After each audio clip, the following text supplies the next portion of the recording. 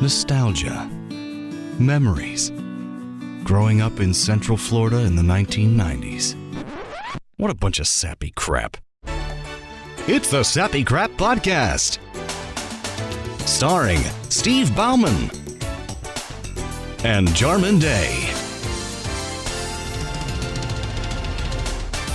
Welcome to episode 13 of the Sappy Crap Podcast, where the names are changed, but the stories are real. I'm Jarman.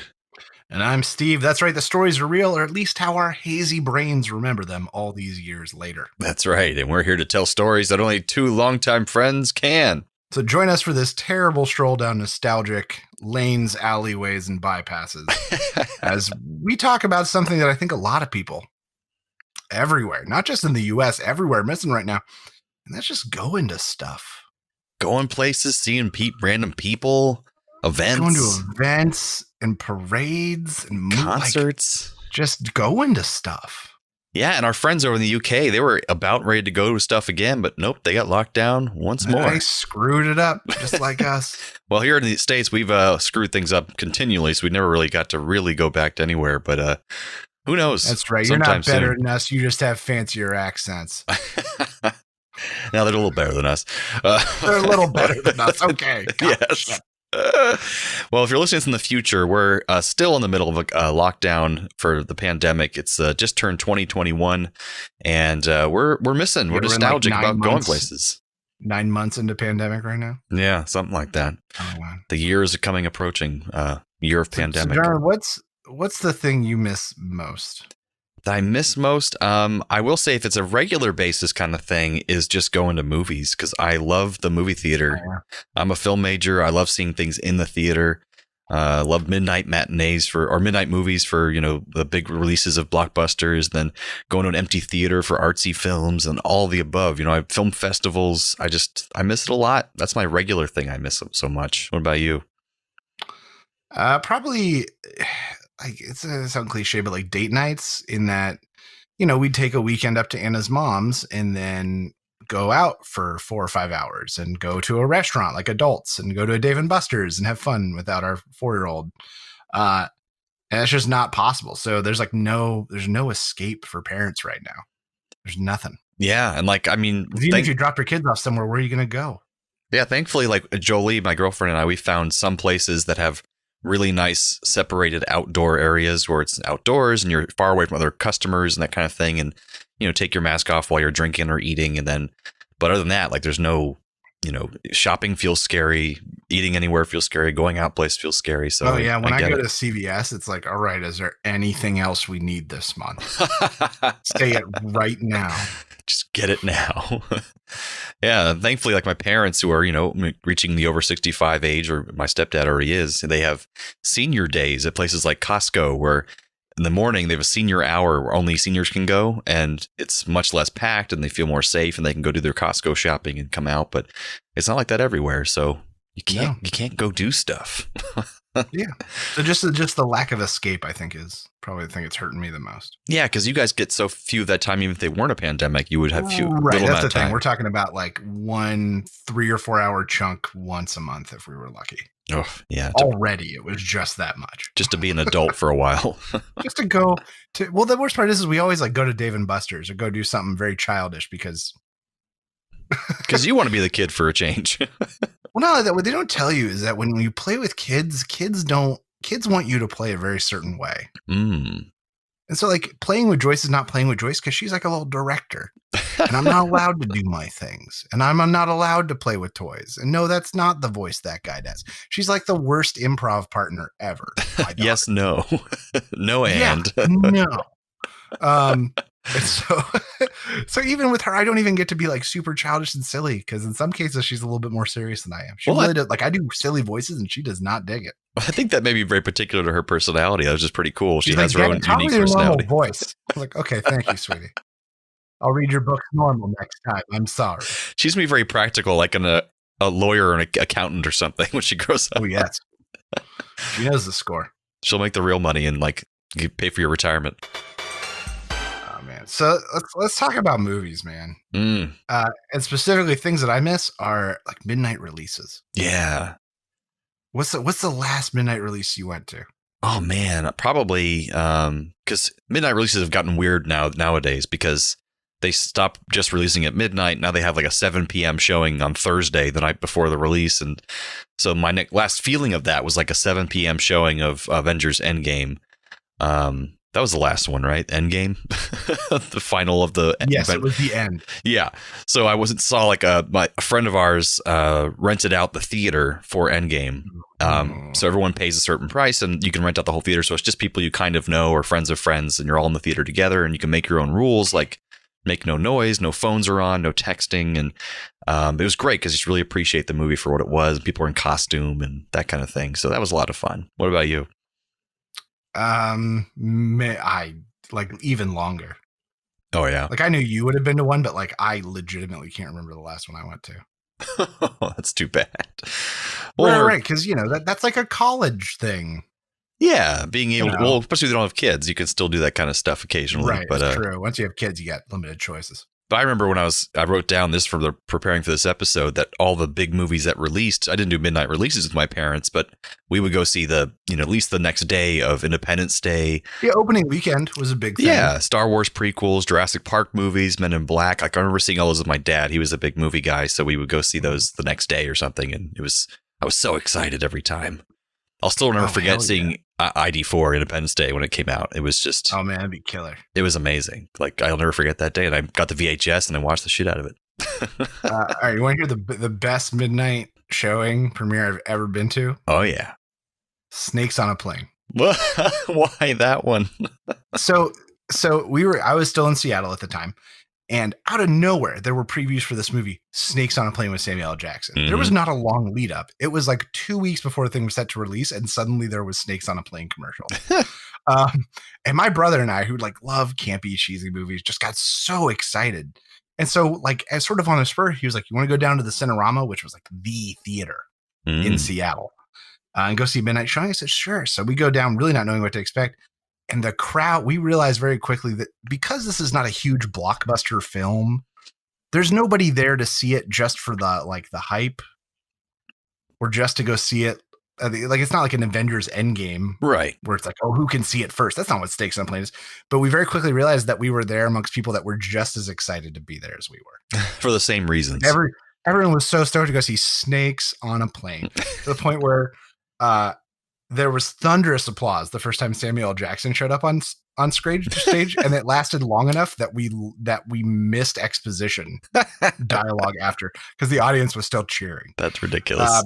Huge screams and laughs at every cliche snake attack, and someone yelled boobies at one point. Like, it was all, but it was one of the few times that seeing it with an audience completely like changed and enhanced the experience. Oh, absolutely. And the people don't know, like, you might know Sharknado movies and the sci-fi original movies that became a genre. This was like right before that. And so, like, purposely bad CGI. But the cool thing was that this whole movie, Snakes on a Plane, was crowdsourced. So many of the lines in the movie were written by fans because before the movie came out, they were talking about how they're going to do this movie. And somehow it evolved where fans were going to write like so much of the dialogue. And so he would say a certain line. People were like waiting for their line to come up in the movie because they were so excited how stupid it was. And like a fan wrote that line knowing it was Samuel L. Jackson, the whole famous, "I want these motherfucking snakes off this motherfucking plane. I've had it with these motherfucking snakes on this motherfucking plane." It's so ridiculous. That is a good one. Well, everybody there agreed. And while the theater was not full, the people that were there were the people that should have been there for a midnight showing of Snakes on a Plane. Mm-hmm. And it just goes to show, like we talked about in some previous episode of memories of going to see Kung Pao, who you're in the movie with, it really is important. It changes your whole experience and how they're reacting to it. I missed, because it was the second summer I worked at camp, Napoleon Dynamite came out. Oh, yeah. And I had heard all this stuff, and I talked to people that said it was the funniest movie they'd ever seen. So finally I got back and I rented it and I watched it on my own, and I went, man, this is awful. What movie did they see a different movie than the one I saw?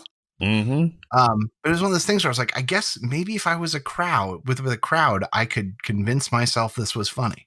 Yeah, and I quoted that movie for probably 5 years after that. It was really annoying. Right. Things I went to with my parents a lot growing up.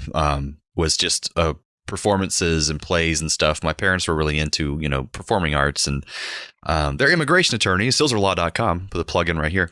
Silver Law Chartered. Silver Law Chartered. And they get a lot of clients that are performers. That's because they can make a better case for them getting a green card, because no one can do the kind of performing they can do. So they had a lot of ballet dancers, a lot of the Cirque du Soleil people. So we would go to a lot of those Cirque du Soleil performances, the Nutcracker every year, a lot of theater performances. And that's how I really got interested in the performing arts to begin with. And so those you really can't do the same anymore. People have been trying to do, online versions of performances, and just not the same. So, yeah, I miss going to the theater and dressing up for the events, That's right. I was saying after this, going everywhere is going to feel like a luxury after this. I'm going to wear a tuxedo to go out to the gas station. I know. I'm so excited. No, I go anywhere these days. I'm in my pajamas like 24 hours a day. So like when I go anywhere. I have worn nothing but sweatpants for like 4 months, basically. I love dressing up. So when I go out anywhere, even just the gas station, like you said, I'll be wearing nice clothes. You are a fancy lad. I try to be a fancy lad. Yeah, them fancy lads. Oh man, remember concerts? Remember concerts? remember concerts? Yeah. Well, they're doing some cool stuff now with concerts where they're putting these pod seats, like raised platforms with and fenced in almost, where you go with your pod to the concert in your little pod area, and you stay separate from everybody else, and it's all outdoors. And so that's a way of keeping it safe. So it's a good idea, but it's just not the same. Yeah, I know. But it's not the same because it changes the dynamic, because people go to like rock and roll concerts and stuff, like get lit, meet people, and pick someone up. Yeah. And it's hard to do when you got to stay on the other side of the plexiglass. Now, I don't think you or I either were very heavy concert goers, though. No, but I went to my fair share. I went and saw The Might Be Giants a few times. I went and saw Weird Al. That's right. That was a gift from your parents. Cool. Last episode. I saw, what's it called? Lady Smith Mambazo, or Lady Black Mambazo. Never heard of it. They're backed up Paul Simon. Oh, cool. Yeah, Lady Black Mambazo. Lady Black Mambazo. My mom would be mad I didn't have enough, one of your ex-girlfriends got me into. Really? Oddly enough. Yeah. So it was, I didn't even think because I didn't know I was going to tell the story. We can use the name. It's a positive thing.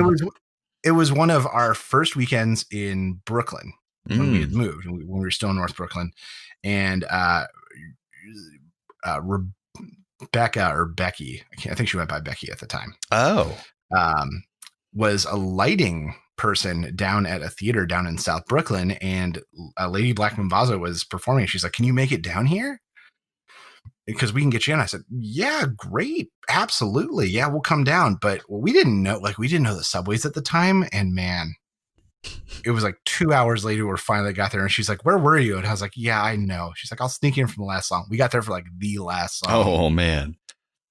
But yeah. But yeah, so one of your exes got me in to see Lady Black Mambazo. I went to see Sting for the first concert ever, which was, I was like I think I was 23 years old. It was like my first true concert. I hadn't gone to a concert in my entire life. And Muse opened for them, which is really cool. That's why I wanted to see it. My aunt and uncle wanted to see Sting, so that's what happened. And then I remember seeing Blues Traveler when I was a kid. That's the closest thing to a concert I had when I was a kid. They were the halftime show at like a football game we went to go see. Oh, okay. And I love Blues Traveler to this day. They've got some great stuff. Great harmonica's great. Absolutely. But other than that, didn't you go to that Christian concert series every year too? Yes. That was Rock the Universe. There was another one. There was a Disney one, but I went to the Universal one. The Universal one was like cooler. That's where a lot of the teens made out, I bet. Well, that's why you go. Like, and that's what I'm saying about the rock concert thing. Like, I didn't go because I wanted to get closer to God. I wanted to go because that cute girl from camp was going to be there with her church, and I thought I could touch her butt a little bit. Exactly. Not a lot. Not enough to make Christ mad, Just appreciating the butt that Christ made. But just enough to get really sweaty and nervous. Always sweaty first. On Jaws is the also. Well, that was the thing. That's why you went. You went to go see all the rides. Girls. Yeah, the cute girls. Yeah. But my sister growing up, she was always a kind of a hippie, and she loved going to those outdoor concerts. Like people abroad might know at least of Burning Man and those kind of things, like these giant outdoor music festivals where there's porta potties and it's terrible and there's drugs and all this stuff. But she really, really appreciates music, and all of her friends were into like the like psychedelics and all that kind of crap. And she was trying it out and stuff like that. But then when she got older, like even now she's in her 30s and she's like, I still really like the music and I want to see them perform live, but I'm just tired of my friends who haven't ever grown up. And like she has a kid now, and like everyone else is just still partying in their 30s and doing the same stuff they did in their 20s. And she's like, can we just go there and listen to music and not get high out of our minds and be completely throwing up in the bushes, like so. But now those things can't happen at all because those would be super spreader events at this point. Oh no, you can still get high and throw up in the bushes. Well, you can do that by yourself. You can just put on Dave Matthews, do a bunch of meth. Are you here? Oh, you all ill? Great Dave Matthews impressions from both of us. She wakes up in the morning. Oh my god. Well, what's funny is something I only occasionally. I've always been a germaphobe, but I always did like going occasionally with my dad to the flea market growing up. That was kind of like event thing because there's always a couple good ones near Central Florida.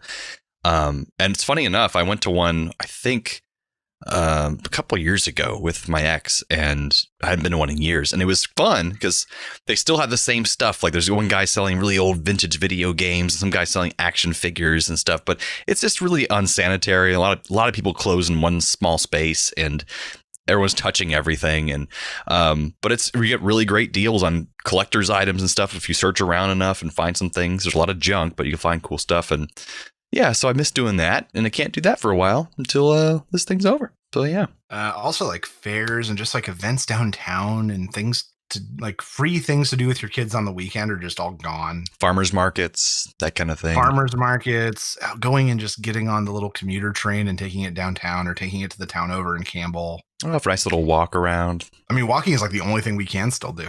Just walk in non-populated places. Yeah. Oh yeah, we walk the same circuit around our neighborhood over and over and over again. Yeah, something that Jolie and I have had to start to learn to enjoy, which we actually do, is just walking around our neighborhood. And there's a couple lakes nearby, which is nice, but there's just still a lot of runners in our area, and none of them wear masks because they're running. I guess they don't want to wear masks, and so. But that's even worse because they're like and breathing really heavily. And so we always make a wide berth when they're coming towards us. Like, oh, Jesus. Oh, we have a new family rule. Masks anywhere further than the car. Oh, we wear masks everywhere we go. But I'm saying the runners aren't wearing masks. But I'm saying I don't even if I'm just running out to take the trash out, it's further than the car. So you wear a mask. Oh, yes, absolutely. It's common courtesy, man, at this point. But yeah, I miss things. I miss things. My biggest thing I miss a lot is since 2011, I've gone to DragonCon for what's been 9 years now, almost 10 years. And this past year was canceled, which it should have been. But it's the epitome of people packed into one place. And you usually get sick every time you go. They call it the con crud. You come back with a cold of some sort. But it's all right. You get over it in a few days to a week and you're fine. You can still go to work with a little tiny cold. But because you're getting so many germs in one concentrated area, but you meet so many people and it's so fun and interesting, and you see all your geek idols and Star Trek people, and there's big raves and dances and workshops and DragonCon. Yeah. Yeah, we were just starting to plan our costumes for Silicon here. Oh, is it just called Silicon? So it is now, and here's the worst part. Silicon Valley Comic-Con was what it was last year's, and this year it got a major rebranding and a new creative partner, Adam Savage. Oh, cool. Was going to be like the creative force behind Silicon, and he got everyone amped up. Everyone's so excited, and then it's canceled. Oh. So it's like, mind you, he still did a bunch of really cool build it kits and sign up for 100 people get to sign up for this special thing, and then Adam will do an hour-long workshop with you. We'll send you a kit, and he'll show you how to put together this wooden robotic arm. Oh my gosh, that'd be Patrick's dream, our buddy Patrick. But he did a ton of those sort of things, meet and greets, digital meet and greets. He's trying to keep it alive. It's just a shame that this is the first year that he was supposed to be the creative force behind Silicon. And he goes to DragonCon all the time too. He's always there showing off stuff and he has his big creations that he makes. But it's just and it just brings people together in a way that's the problem we're having now is people aren't getting social interaction, and that's why they're going down conspiracy rabbit holes, because they have no one else to talk to who has a different point of view. And we can't go to the flea market or the farmer's market and talk to random people who have different points of views than our own. It's just we had a really sad moment with Joyce there when we were on our walk, because we were talking about the similar, because I was like sort of running ideas by Anna of like, what stuff you miss. We talked about taking the little train downtown, and Joyce, you remember taking the train downtown and go to the children's museum? And she goes, oh yeah, I remember children. Oh my God. That's like, so sad. She's desperate for action. We go for walks, and no matter if someone's 30 feet away, she will stop and yell, hi, I'm Joyce, what's your name? Like people in cars passing with windows down, she screams hi at them. Like there is no doubt she is so desperate for contact with humans that aren't us. Well, beyond that, she might be a little extrovert too, so it might be even more trouble for her than most people. Oh yeah, that's adorable though. Yeah, hi, please talk to me. Hi, my name is Joyce. Please What's love me. Your name? But she doesn't understand there's like a distance that's sort of the acceptable rate. It's real good. Right. Figured it out. That's hilarious. Anything more than 30 feet, you're going to look like a crazy person, sweetie. You're screaming they don't know if they're screaming at you or somebody else. Hi! Look at me! That's so cute, though. Oh, man. But yeah, I just miss going to stuff. Did you ever go with me to one of those New Year's galas that I went to with my parents?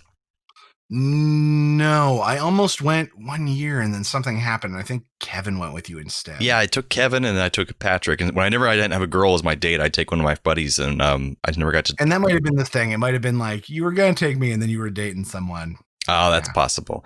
Well, basically, it's this. It was held at the Gaylord Palms Resort Hotel, and they had this fancy event every New Year's, where it was a big benefit. No, take a look up Gaylord Palms. Gaylord Palms is the real deal when it comes to luxury hotels. It's fancy. It's real fancy. Real deal. But the cool thing was, back in Orlando was doing a little better with the arts and everything. They had the ballet, the opera, and the Orlando Shakespeare Festival, and all these different places will all put on this event to benefit the arts in Orlando, and it would be like a big benefit to put more money into the arts and just in general.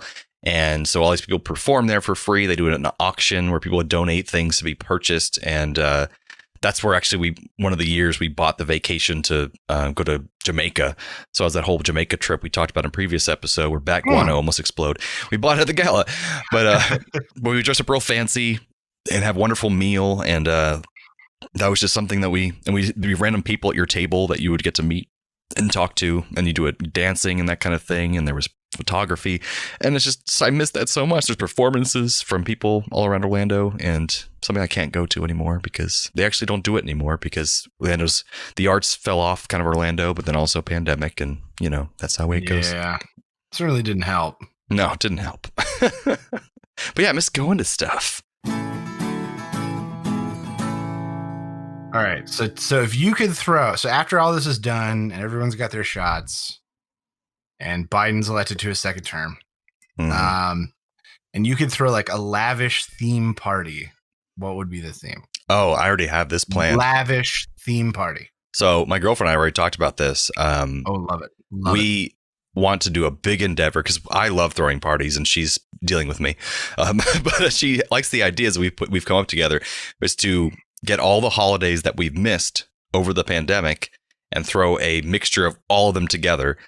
But the big center thing that I really want to do is have a lot of people there and do a spin the bottle, but with really long hugs that will probably end in crying. Basically, you're going to be able to hug a lot of people and just have contact with other human beings that you haven't been in a bubble with all this time. And so you spin the bottle, you get a hug, and you get to hold somebody and just like sit there and just like feel the connection. When do we take the ecstasy in this situation? Oh, that's got to be first. It's not an orgy, Steven. Yeah. It's just hugs. It's very PG. Not with that attitude.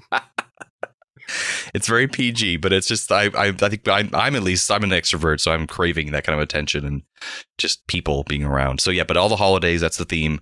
Like have a little one corner of each part of the house have a different holiday in it, or each room have like one's room Valentine's Day, one's Christmas, that kind of thing. What about you? Okay.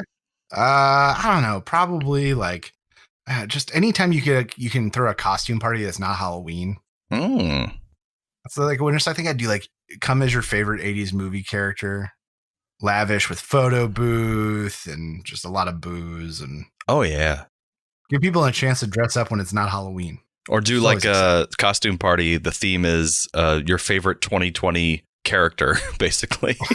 Everyone's coming as QAnon shaman. Oh, God. Everybody. God, I hope not. I don't want to give the guy What a any more character. attention than he needs. That's right. But we'll get back there someday. We will. Someday we're going to be able to go to stuff again. And it's going to be amazing because I still have my dream of bringing our kids and our spouses I miss going to stuff. to DragonCon. You're going to go to DragonCon with us someday with your kids. Oh, man. So, Jeremy, does that wrap us up? I think that wraps us up. That's been this episode of the Sappy Crap podcast. Join us next time as we take a stumble down memory lane about what we don't even know yet. That's We're right. sort of coming up with topics depending on what we're missing at that time. And it changes every week, so we'll decide what we want to do later on, but I'm sure it'll be just as enthralling. That's right.